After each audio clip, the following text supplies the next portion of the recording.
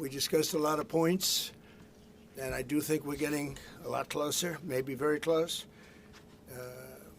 The President and I just spoke to the European leaders. They were President Emmanuel Macron of France, President Alexander Stubb of the Republic of Finland, President Karol Nawrocki of the Republic of Poland, Prime Minister Jonas Gahr Store of the Kingdom of Norway, Prime Minister Giorgia Meloni of the Italian Republic, Prime Minister Keir Starmer of the United Kingdom of Britain and Northern Ireland, Chancellor Friedrich Merz, the Federal Republic of Germany, Secretary General Mark Rutte, the North Atlantic Treaty Organization, NATO, President Ursula von der Leyen of the European Commission. We spoke to all of those great leaders. They're all great leaders.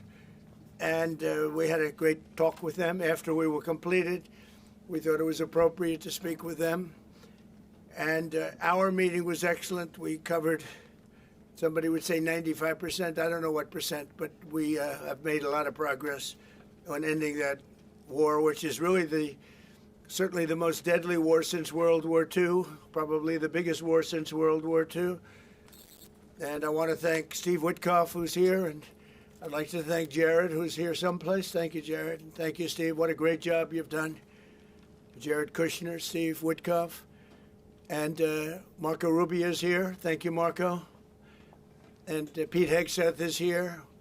Those two people are doing an unbelievable job. And the four people on this one are doing, I don't think anybody could do it. And we'll see if it gets done, but it's very close, certainly. Nobody would even have a chance of getting it to where it is right now. Nobody would have thought that was possible.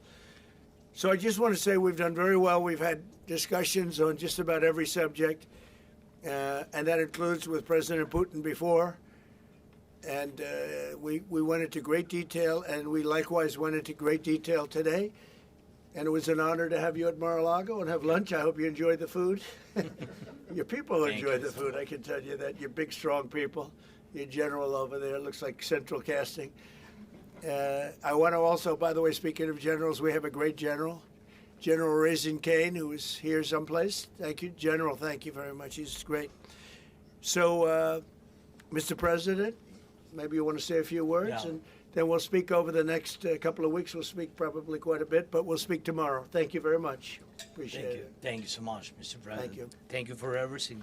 Dear colleagues, first of all, I would like to thank President Trump for a great meeting at this amazing place in his home in Mar-a-Lago.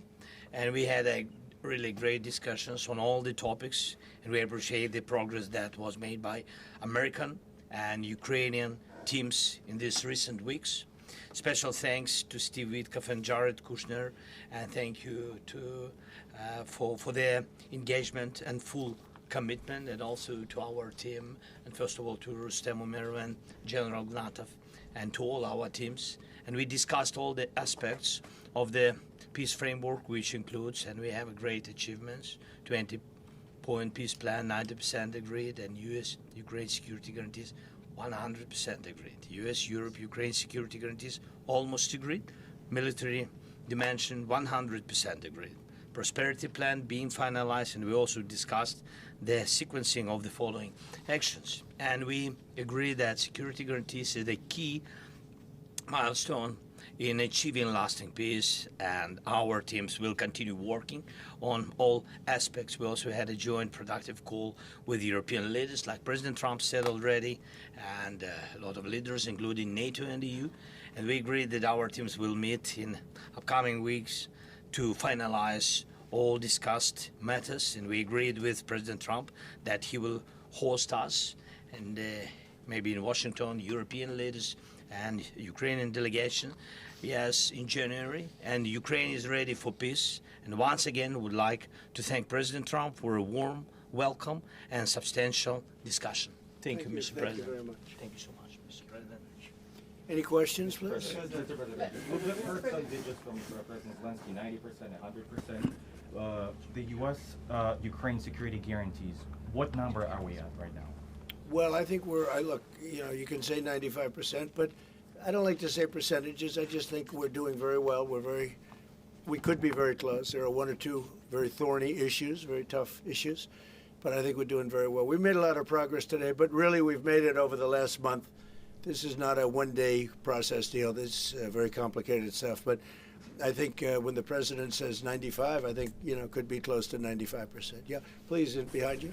Mr. President, have you agreed on the so-called free trade zone on Donbass? How to separate the sites? How to make the separation line? Who will be responsible? The word for that agreed is territory? too strong. I would say not agreed, but we're getting closer to an agreement on that, and that's a big issue. Certainly, that's one of the big issues, and I think we're closer than we were. Probably it's unresolved, but it's getting a lot closer. That's a very tough issue, but one that I think will get resolved. Yeah, please. Mr. President, we are receiving some mixed signals coming from Moscow, even after you spoke with President Putin. Can you assure us that you have received written or any formal response from them? Well, what was the issue? You have to tell me. What did they say? So they are telling that Ukraine has to give up Donbass. Just very recent statement coming out. Well, that's what they've been asking for, and there's a dispute about that. So they're going to have to iron that out. That's an issue they have to iron out. But I think it's moving in the right direction. If they reject or delay the solution or peace agreement that you try to achieve, If something doesn't happen, you mean if something doesn't happen? Yeah, go ahead. May I ask? No, go ahead. You were going to finish your will question. there be any step that the United States be prepared? Well, to we'll take? see. Look, we'll see. But I don't want to talk about that because I think we're getting pretty close. Yes, please. May I ask the President of Ukraine Please. about territorial question? Mr. President, what is your take on Donbas status? Are you prepared to see it as a free economic or demilitarized zone? No, we spoke about 20 points plan, and I'm happy that really our teams very close to results, and I agree with President Trump that our teams worked not one day and not one week, more than 1 month, beginning from Geneva, then 2 meetings in Miami, then we had Berlin, and now we have Mar-a-Lago. So this is a very difficult question. You know our position, so it's we have to respect our law and our people, and we respect the territory which we control. And of course, our attitude is very clear. That's why President Trump said this is a very tough question, and of course we have with Russians different positions on it. And have you discussed referenda about? No, when we speak about referendum, we spoke that it's one of the key. We can have referendum on any kind of points of this plan. I said that we can use referendum like for the plan, or we cannot use referendum. It's one of the key. We can use this possibility of parliament to vote according to the law or to have referendum. Doesn't matter. This referendum, if the plan will be very difficult for our society, very difficult, of course our society has to choose and has to vote, because it's their land, the land not of one person, it's the land of our nation for a lot of generations. They'll probably have to get their plan approved by parliament or by referendum of the people. You would think that they want, I know they had a poll that it's 91% in favor of ending this war, so they want to end it like everybody wants. Russia wants it ended, everybody wants it ended, and we want it ended. I want it ended because I don't want to see so many people dying. We're losing massive numbers of people, the biggest by far since World War II. So we want to see it ended, absolutely. President Yes. Trump, you said at the top that you plan to speak again tomorrow. Is that correct? I might. It depends on what happens tomorrow. If there's an additional something to add, otherwise there's no reason to. We're in the process. Jared and Steve are working very hard to get something done, and if there's something that comes up, I'd speak, but otherwise I don't think there's any reason to. In your mind, sir, what are the thorniest issues still unresolved after the? Well, I think the land you're talking about, some of that land has been taken. Some of that land is maybe up for grabs, but it may be taken over the next period of a number of months, and you're better off making a deal now. Look, let me tell you, they have been very brave. They fought very hard and continue to fight very hard and do tremendous damage. But Russia would like to see it end, and Ukraine would like to see it. And I think it's time to end. And A lot of very brave people. A lot of people that are dead right now, unfortunately, because I've said, and nobody's disputed it, that if the election weren't rigged and stolen, 2020, you wouldn't have had this war. It would have never happened, and it didn't happen for 4 years. Never was even thought to happen. And I spoke with President Putin. I got along with him very well, despite the Russia hoax, which was a total hoax. He used to say, "What is going on over there?" But it was a total hoax, as he knew and as I knew. But I spoke to him, and we'd talk about Ukraine. I've said it before. It was the apple of his eye, but he wasn't going to do anything about it. He didn't do anything about it until I was gone, and then a lot of really bad statements were made by people, by a lot of people, I guess, but by a certain president that we had, who was a disaster. Mr. Yes. President, do you anticipate going to Ukraine if you can get to an agreement? And I know I you have no said problem earlier, with doing it. You know, I have no problem with doing it. Don't anticipate it. Would like to get the deal done and not necessarily have to go. I've offered to go and speak to their parliament, and you know, if that would help. I don't know if that would help. I think it would probably help, but I don't even know if that's. You're welcome. Yeah, no, I know. Always. So I'm not sure that it would be really necessary, but if it would help save 25,000 lives a month or whatever it may be, I would certainly be willing to do that. Yeah, please. No, behind you. And how about the Are you? Where are you from? from Ukraine? Good, I had a feeling. Public broadcaster. Good. And how about Zaporizhzhia nuclear plant? Have you discussed this question? One what? Zaporizhzhia nuclear plant. Yeah, we discussed that at length today. As you know, it's in pretty good shape. It can start up immediately, almost immediately. And it's one of the things I discussed with President Putin. And they were talking about the nuclear plant. It's probably the biggest in the world, just about the biggest anywhere in the world. Can you believe that? And President Putin's actually working with Ukraine on getting it open. He's been very good in that sense. He wants to see that open. And he hasn't hit it with missiles, hasn't hit it with anything. It's a big danger to do that for everybody. But they're working together to try and get it. It can open very quickly. It's in pretty good shape.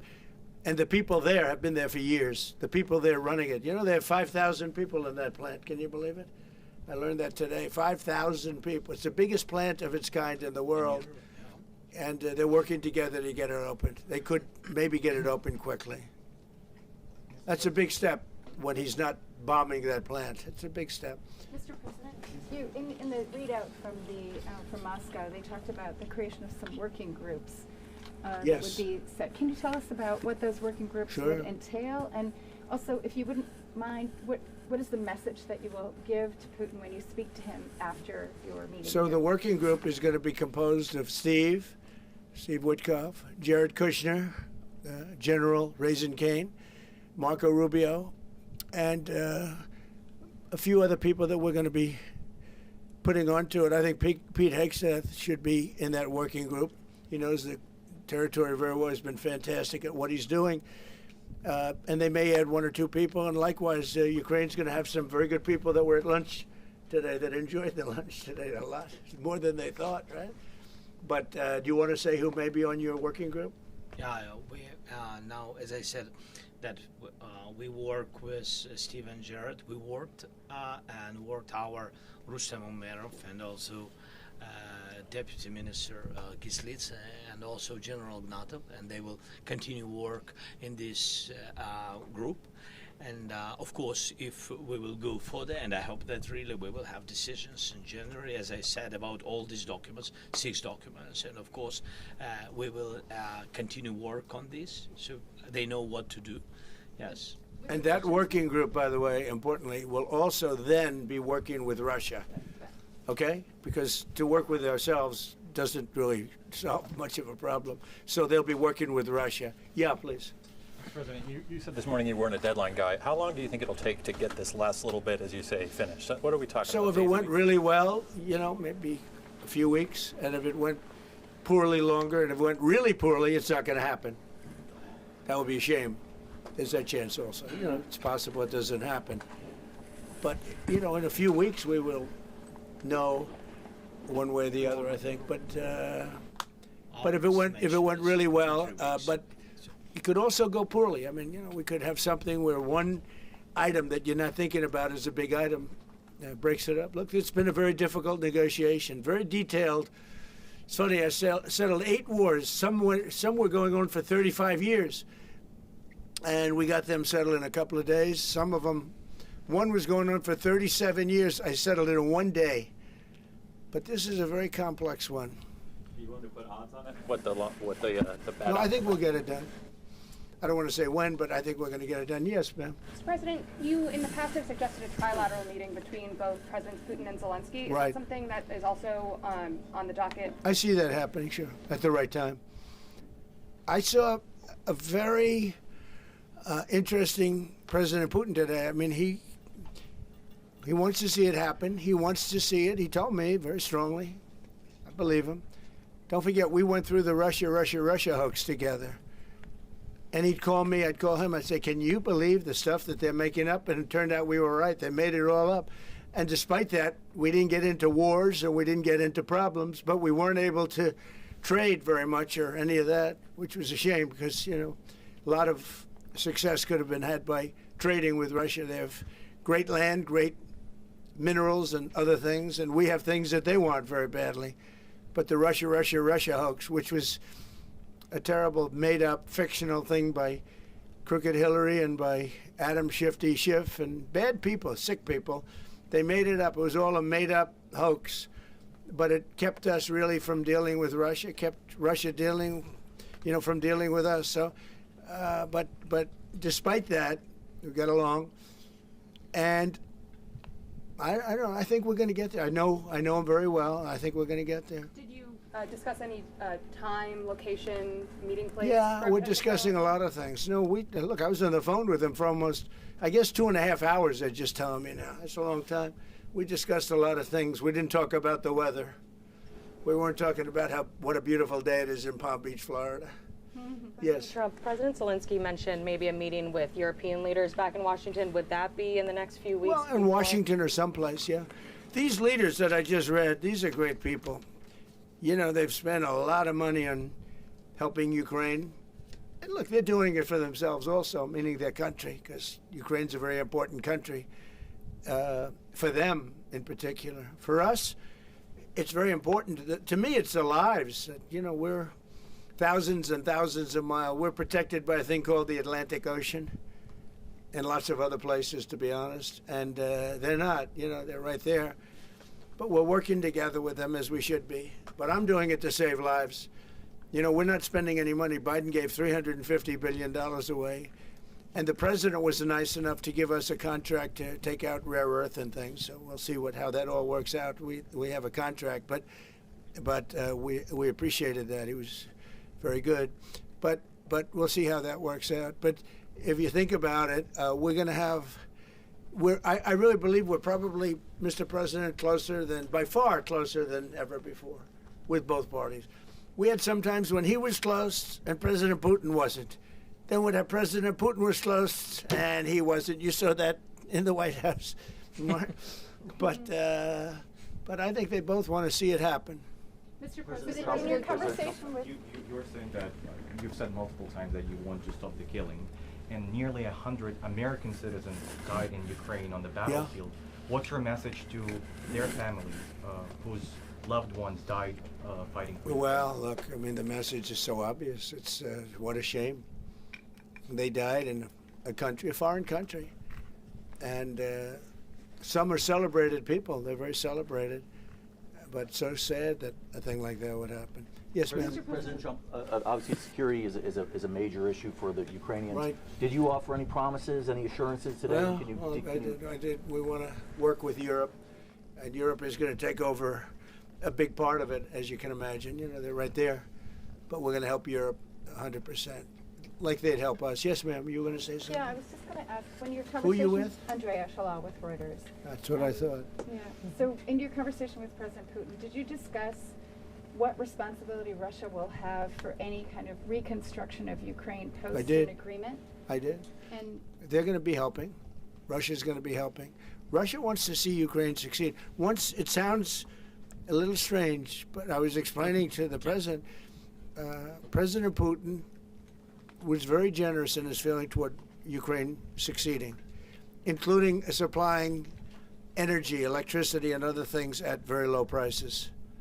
So a lot of good things came out of that call today. But they were in the works for 2 weeks with Steve and with Jared and Marco and everybody. Did Russia agree, or did Putin agree to a ceasefire to allow a referendum to take place? Not a ceasefire, and that's one of the points that we're working on right now. No, not a ceasefire. He feels that, look, you know, they're fighting and to stop, and then if they have to start again, which is a possibility, he doesn't want to be in that position. I understand that position. The president feels strongly about that or something, but I think we're finding ways that we can get around that. But I understand President Putin from that standpoint. You know, you have to understand the other side. And, you know, I'm on the side of peace. I'm on the side of stopping the war. So, but I think that's a problem that's going to get solved, yeah. Would people who live outside of Ukrainians who fled during the war be allowed to participate in the referendum? What do you mean, people where live? The people that left. refugees So who the fled people to we have, Poland and Germany. if we speak about the people who are abroad, who are not on the territory of Ukraine, you mean that in Poland, in Germany, we have millions of people. Yeah, they have a referendum in the same of elections, in the same way how people come and vote. They have rights for this, and of course they have to come. That's why if we will come to referendum, yes, if we will come to such decision, people need infrastructure for this, and it's not simple. And that's why we spoke about it. It can't be in one day, very quickly. It's difficult because we need infrastructure. When you have millions of people, you have to build it in Europe, mostly in Europe for today. President Trump, I know you've sounded an optimistic note here, but what happens in a few weeks if things sputter? What are you prepared to do? They keep fighting, and they keep dying. No good. But if things don't happen, they keep fighting, and they keep dying. And we don't want that to happen. He doesn't want it to happen. President Putin doesn't want it to happen either. Okay? Thank you very much, everybody. Thank you. Appreciate it. Thank Great. you, sir. Thank you. Thank you, sir. Thank you. And thanks for lunch.